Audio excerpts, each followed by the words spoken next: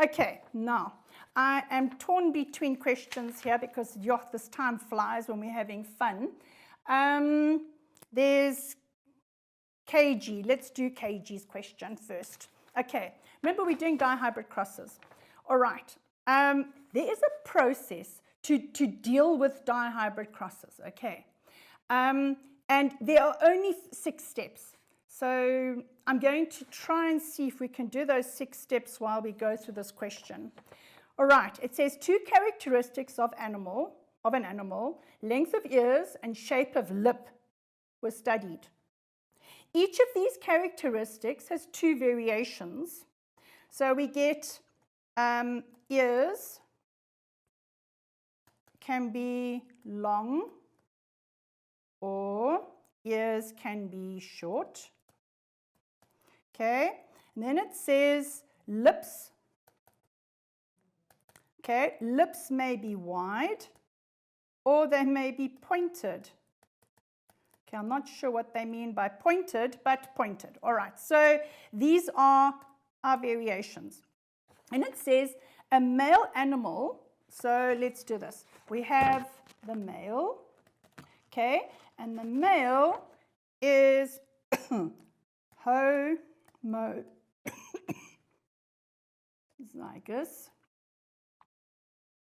for wide lips. Okay, and then they put in brackets this. Okay, and he is heterozygous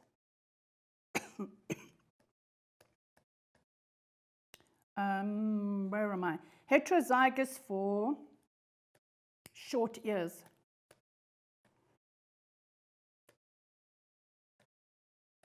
Okay, and this male is crossed with a female. All right, and the female is heterozygous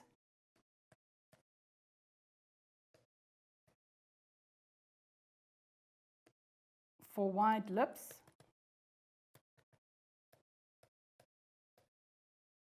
I don't like using L because, I mean, you sit with something like that, but anyway. And then homozygous for long ears. Okay, and that is EE. Now you'll notice that when we started out, I didn't put any letters here.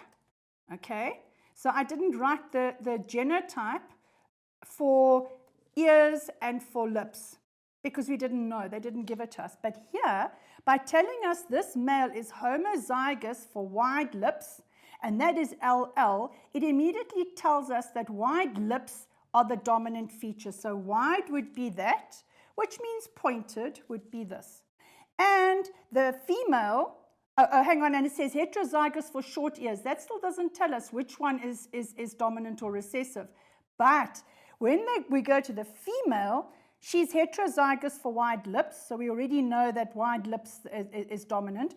But she is homozygous for long ears, and that is EE, which means short ears are dominant and long ears are recessive. Do you understand how I got to that? Because if the alleles for long ears is little e, that means that they are recessive. And in order for the trait to come through, we need 2 recessive alleles.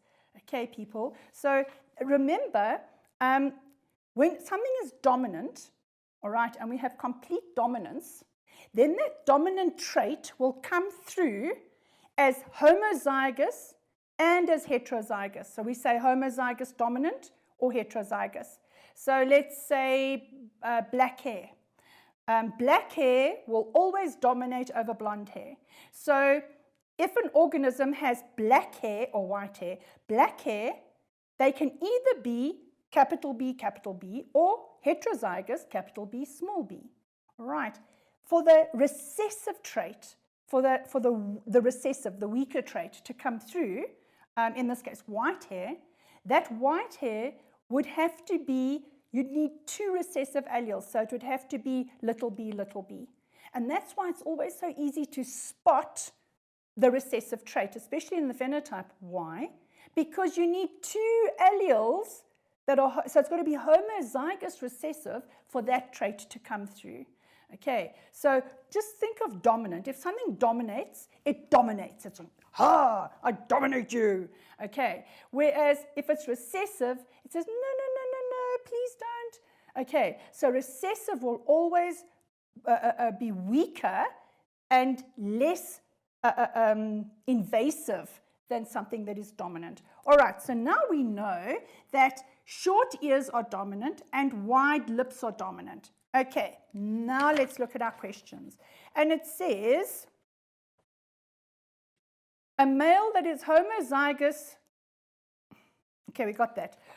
Now it says, which term describes a genetic cross involving 2 characteristics? It's going to be a dihybrid cross. Remember, di means 2. So dihybrid, it's a mix. A hybrid's a mixture. So dihybrid, 2.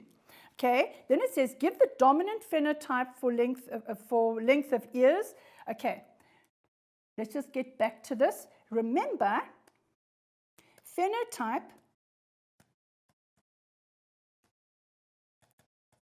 what you can see. Okay, think of phenotype, physical.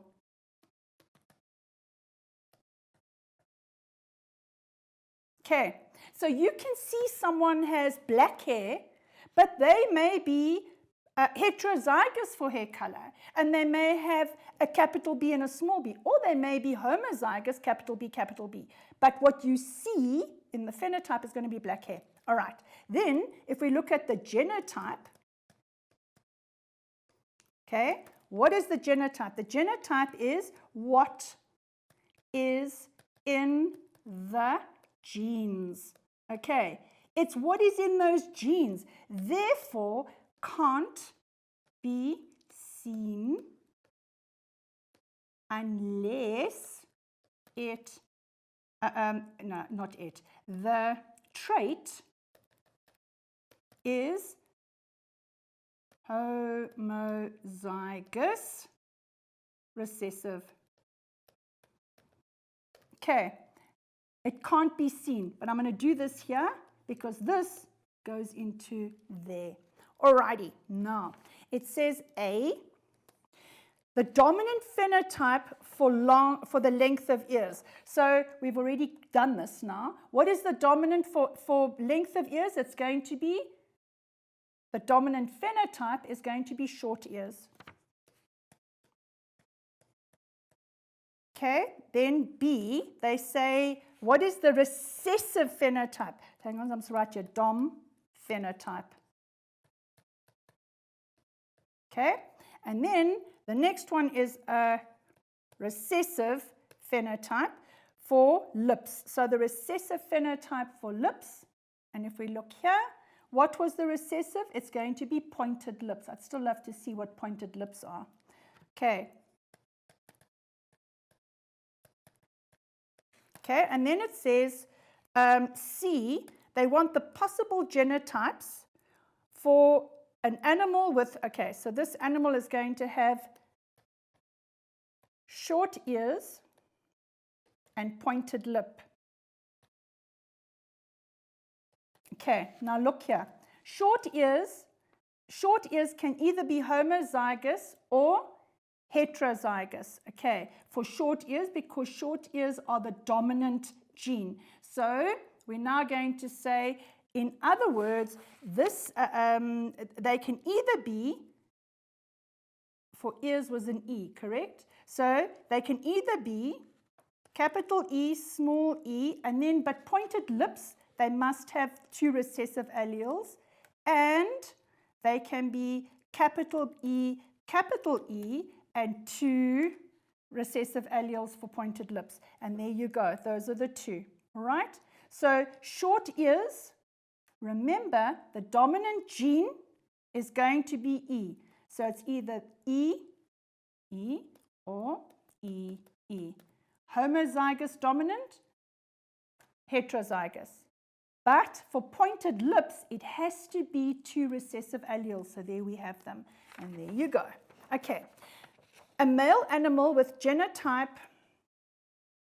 So this is all, they haven't asked about a specific animal. They've asked about some weird, wonderful animal. So 3 says a male animal with a genotype. So the male genotype is EELL. So in other words, this male has short ears and has a flat or at least a wide lip. List all the, hang on, crosses with a female animal, so times the female. And the female genotype is going to be EELL. Okay, so list all the gametes that could be produced by the male animal. So they don't want to know about the female, only want to know about the male. Okay, when you do dihybrid crosses, okay, this is how you're going to do it. You're going to find out there's the male genotype, there's the female genotype. Now, we need to work out what the gametes are going to be. So, the gametes. So what happens? We're going to have meiosis. Meiosis takes place in the male. And this is going to happen in the testes of the male. All right? Meiosis takes place, and we are going to have the following. Our 9 little blocks. Here are our gametes, because here we want to know what the gametes are for the male. So the gametes, we've got, what was it, EE, and, oh man, Kathy, silly, E, E, and L, L. So capital E, capital L, capital E, capital L, and then we have capital E, small l, capital E, small l. Please look, I put, once I've decided I'm going to go with E's in the front, or whatever trait it is that you are now going to be working with, then you keep that trait in front. So you don't do capital E, capital L, and then little l and capital E afterwards. Make sure that the same letter is kept in the front all the time, and then the second letter or the second trait is kept the second position. Okay, so what are, it says list the possible gametes. The possible gametes for the male is going to be EL and EL. Okay, so dominant for ears, dominant for lips with a flat, at least wide lips, and here and recessive. So that's going to be our combination for the male. If we look at what the female is, which they didn't ask, she's capital E, small e, and then LL. So the female is going to be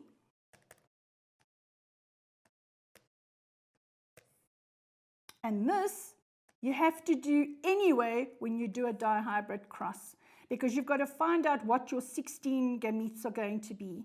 So the gametes for the female, and I didn't look, is capital E, small e, and LL. So she's going to have LL, capital E, and small e. So it's going to be,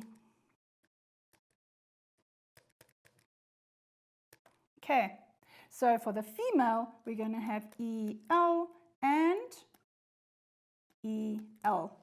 So when you do the 16 block cross, what does that mean?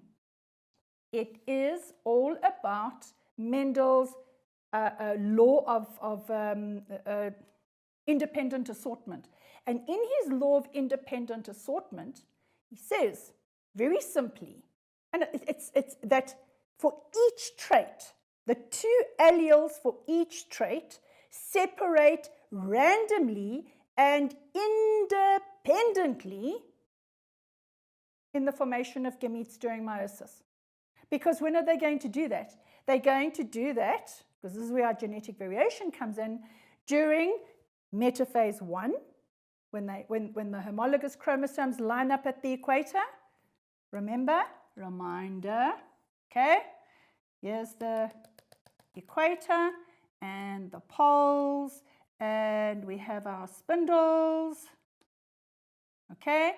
And we have our little chromosomes lined up, our homologous chromosomes, and they all lined up here nicely on the equator, okay? And so on and so on and so on and so on. Okay, so these are our homologous chromosomes. Okay, and then what happens? This one will go this way, this one will go this way. This one may go that way, and this one may go that way. They separate and to the opposite poles at random, okay, and independently of any other characteristics. The only time that your law of independent assortment is going to be a bit problematic is when the two alleles, okay, for the two, or the alleles for the two characteristics are on the same chromosome. But if they're on different chromosomes, independent, absolute independent assortment, it is all random.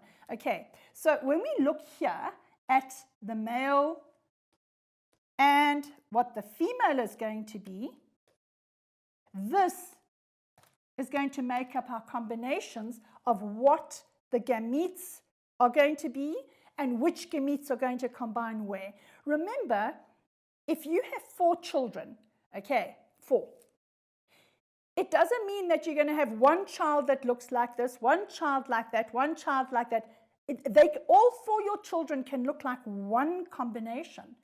And they can all 4 be completely different combinations. All right, that is why it is easier to have an organ transplant with a sibling than it is with a parent. With a parent, the best you're ever going to have is 50% of what your parents are. So 50% of mom, 50% of dad, okay?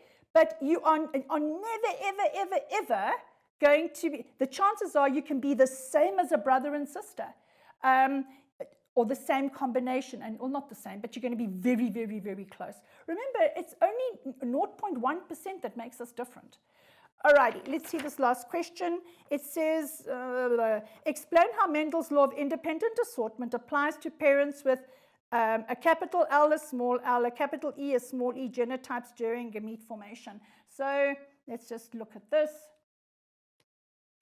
And they say, okay, so we're looking at Mendel's law, but they say with a capital E, a capital L, small l, capital E, small e. Now look what they've done, and I don't understand why they did this, is all the way through, the E's have been in front of the question. It's E, E, L, I, E, E, and now the examiner changes it, and they put the L's in front. It doesn't matter, but it's sort of, I almost feel it's like there to trick the learner. So here we go. Let's write out Mendel's law. Okay, so we do it nicely. So his law of independent assortment.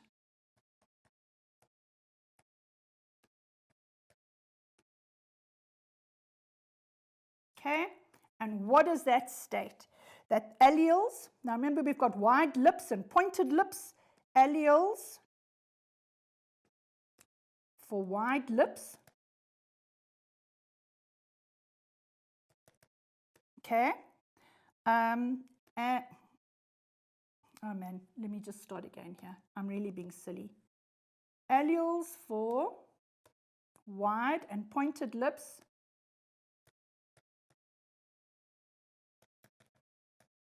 And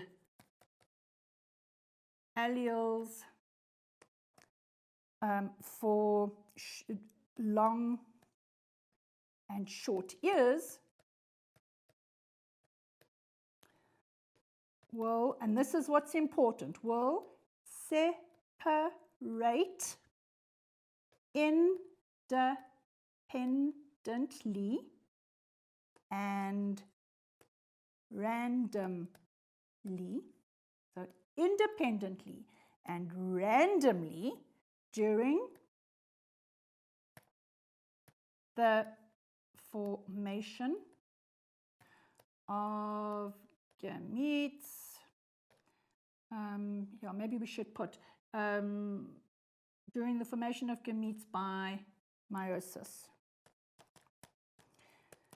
Then no one can fault you. Then it's an absolutely perfect answer. So, independent assortment, all the different alleles for a trait, for each of the traits in a dihybrid cross, are going to separate randomly and independently during metaphase 1 and 2 of meiosis. Okay, and you can just say here, formation of gametes by meiosis. You can put in metaphase 1 and 2. Let's just put metaphase